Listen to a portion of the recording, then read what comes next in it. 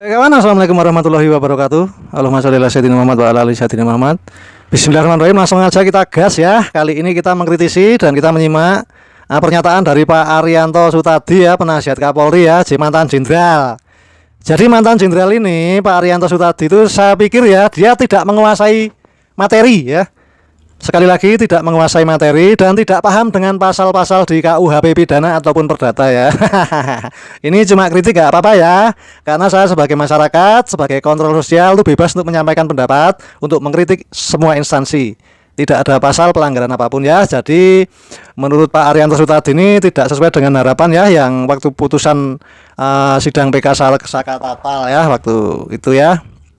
Menurut Pak Jenderal ini, mantan Jenderal Arianto Sutadi itu, polisi justru ternyata lebih cepat melakukan penyelidikan ulang terhadap kasus Vina Cirebon. Lebih cepat.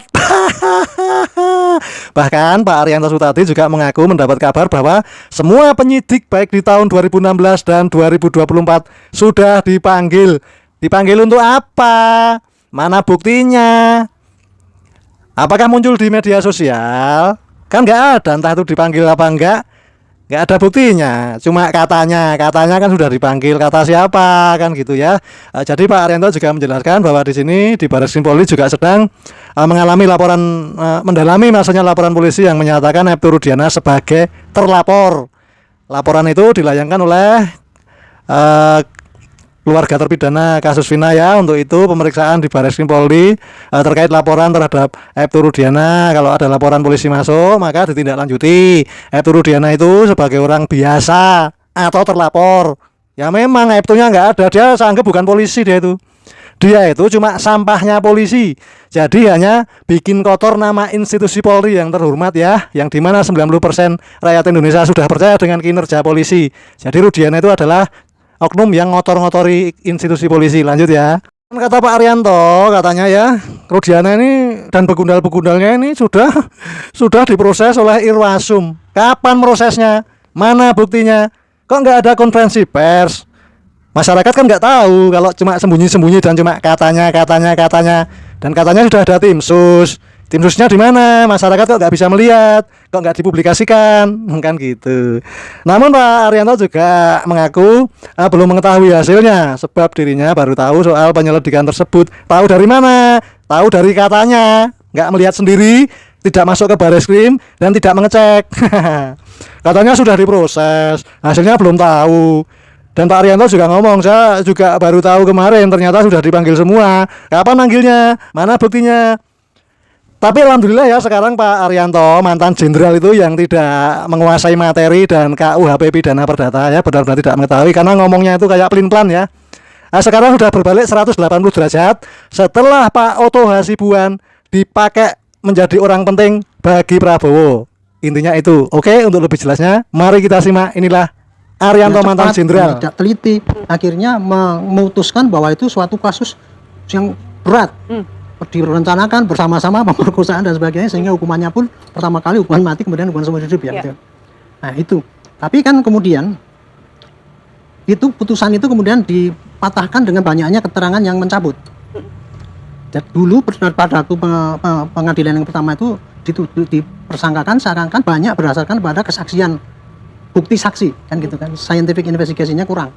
Nah itu saya itu juga bertanya-tanya waktu itu, kenapa kok hakim dengan kasus yang sesumir itu kemudian bisa memutus seperti itu. Itulah yang saya nilai, itulah mungkin yang dinilai sesat itu. Makanya para penasihat hukum kan tidak terima ya. Dan kemudian dia menggugat bahwa ini nggak adil tuh. Saya menyarankan waktu itu, apa bukti-bukti yang mendukung bahwa itu bukan salah memutus ya. Kalau dulu pertama kali kan bahwa cuma mengatakan bahwa itu salah memutus saja itu, bukan pada itu karena kecelakaan lalu lintas, bukan waktu itu pertama kali. Tapi kemudian ketika para penasihat hukum itu menggugat, itu desainnya adalah mereka bahwa ini kecelakaan lalu lintas, sehingga tidak ada kasus pembunuhan. Dan kemudian yang diajukan selama ini kan argumentasi daripada para penasihat hukum itu ya, nomor satu bahwa tidak ada bukti-bukti yang menunjukkan bahwa itu suatu kasus pembunuhan. Tidak ada olah TKP, tidak ada CCTV, tidak ada pembukti dalam berkas pun kalau dibaca-baca itu nggak ada pembuktian yang clear ya bahwa itu ada perencanaan dan sebagainya. Nah tapi kemudian sebelakangnya ini ditambah dengan waktu itu saya menyaksikan kalau ini alasannya adalah kecelakaan, wah itu malah jadi blunder. Tapi ternyata tidak, karena apa? Yang diajukan sekarang ini ratusan bukti-bukti itu, ternyata saksi-saksi yang bermunculan saksi ahli, saksi fakta, saksi itu yang bermunculan belakangan bahwa itu melihat kenyataan, melihat kejadian kecelakaan lalu lintas.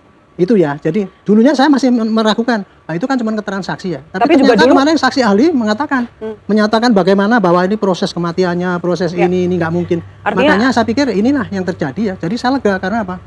Jadi yang tadinya itu dianggap bukti-bukti yang berkeliaran di medsos itu sekarang udah naik menjadi fakta pengadilan kan, karena diterima di pengadilan. Itulah jadi mudah-mudahan nanti ini jadi titik terang untuk memutus hakim. Anda dulu juga menyatakan bahwa ini bukan merupakan kesalahan penyidik, Pak. Yang salah adalah JPU. Tapi dalam rangka tadi juga Anda mengatakan bahwa pengolahan atau olah TKP itu tidak didasarkan pada scientific crime investigation. Artinya kan banyak cacat di mana-mana dalam pengolahan TKP ini.